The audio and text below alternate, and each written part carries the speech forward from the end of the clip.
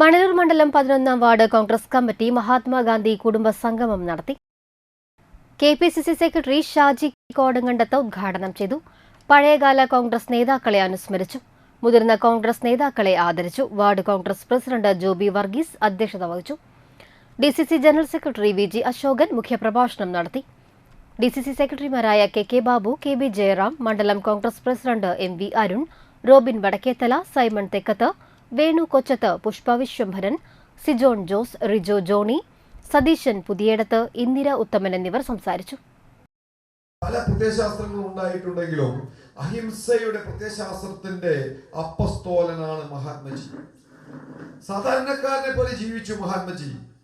നിങ്ങൾ ആലോചിക്കണം, ഇന്റർനെറ്റ് ഇല്ല, ഫേസ്ബുക്ക് ഇല്ല, വാട്സപ്പ് ഇല്ല, ഇതൊന്നുമില്ലാത്തൊരു കാലത്ത് ഭാരതത്തിൽ മുഴുവൻ സ്ഥലങ്ങളിലേക്കും അദ്ദേഹം സഞ്ചരിച്ചത് ബസ്സിലൂടെയും ട്രെയിനിലൂടെയുമായിരുന്നു.